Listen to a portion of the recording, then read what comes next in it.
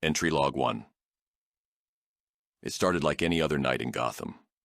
The Bat family and I were strategizing and sharing insights when suddenly a blinding flash of light consumed all of us. As my vision returned, I suddenly found myself hurtling through the air, accompanied by a figure clad in an iron suit. A stranger from another reality, called Iron Man, as I would later discover. The impact left Iron Man dazed while wooden debris pierced my suit, penetrating my side near the spleen. A painful wound, but not enough to incapacitate me. Both of us were disoriented. Our minds were flooded with fragmented memories of different events. And amidst the confusion, we heard a faint ringing in our ears, a telepathic presence attempting to communicate. But before either of us could comprehend the message, the ringing subsided, replaced by growing panic outside the shelter we had found ourselves in. The voices outside grew louder, and it was clear that we had stumbled into something unexpected. Little did we know this convergence was just the beginning. I mustered my strength and joined Iron Man at the window, witnessing a young lad in a tracksuit and a blue-haired girl with a neon pink horn on her forehead wearing a maid outfit, who I would later come to know as Natsuki Subaru and Rem, respectively.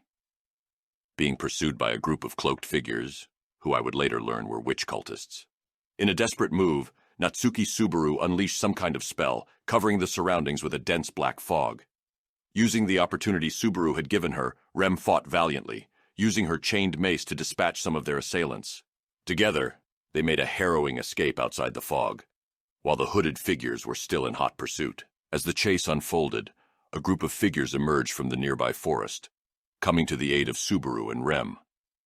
They appeared to be villagers or peasants from a medieval era. The villagers bravely stood their ground, wielding their makeshift weapons against the relentless onslaught of the witch cultists. But their valiant efforts were being overwhelmed by the sheer number of enemies. In the chaos of battle, both the cultists and villagers suffered injuries, and even Subaru and Rem took their fair share of battle damage. Iron Man and I joined the fray, aiding Subaru, Rem, and the villagers against the initial wave of cultists. Together, we managed to overcome them. However, our victory was short-lived. A second wave, even larger than the first, surged forward. Iron Man and I quickly formed a defensive formation. The wounded villagers stayed in the back, while the remaining villagers positioned themselves in the middle. Subaru, Rem, Iron Man, and I stood at the front, prepared to face the approaching onslaught.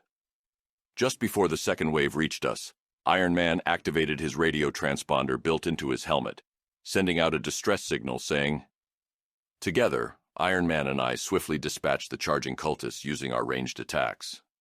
Iron Man's repulsor beams and my trusty batarangs proved effective in cleaning up the enemy forces. With the assistance of the villagers, the remaining cultist stragglers were overwhelmed by sheer numbers, allowing the villagers to mop them up. However, Iron Man's keen observation skills alerted us to an imminent threat. A larger third wave of cultists headed straight for us.